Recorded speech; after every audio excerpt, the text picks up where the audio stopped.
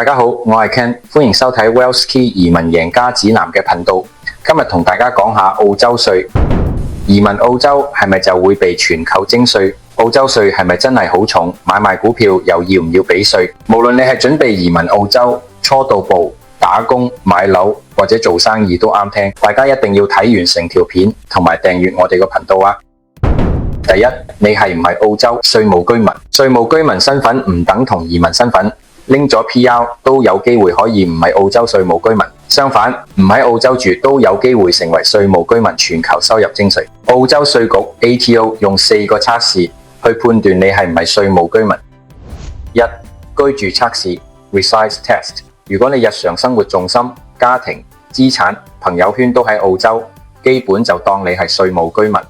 二、183日測試。如果你喺一個稅務年之內逗留澳洲超過183日，而且你有住屋、有工作，係大機會成為稅務居民。三、定居測試 Domicile Test。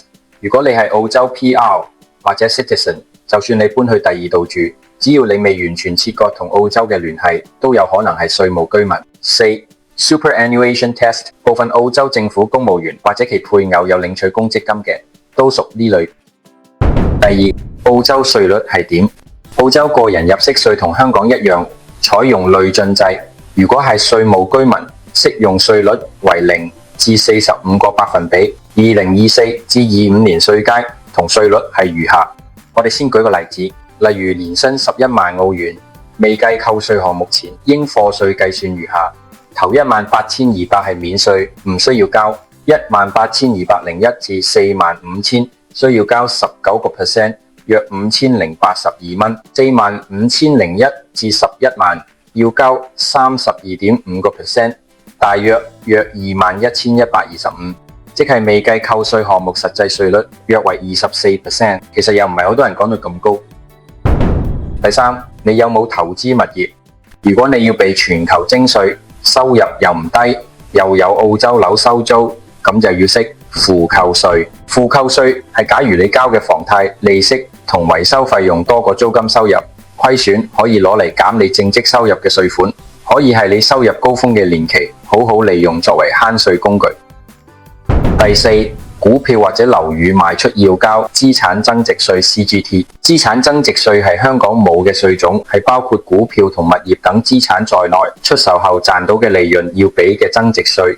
如果你係澳洲稅務居民而資產持有超過12個月，可以有50% 嘅稅務折扣。例子，你2020年用50萬澳元買咗層樓，2024年賣出升到80萬，咁你要報30萬增值。如果你合資格享有50% 折扣，就可淨係就15萬增值額繳稅。俾幾多稅就係將呢部分增值額加入當年收入，再睇下適用邊個稅階。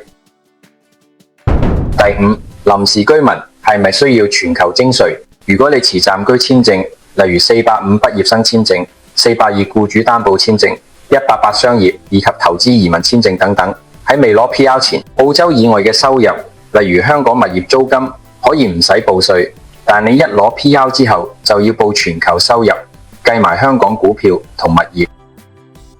總結，大部分西方國家稅制都比香港複雜好多，識得基本嘅稅務知識，識得做稅務規劃，識得合法避稅，會幫你每年慳返唔少錢。如果你想了解更詳情嘅澳洲稅介紹，我哋 WellsKey 移民教室嘅英澳加稅務徵收課程會有更多嘅案例分享同更詳情嘅資料，歡迎你登入呢個網址報讀我哋嘅移民課程。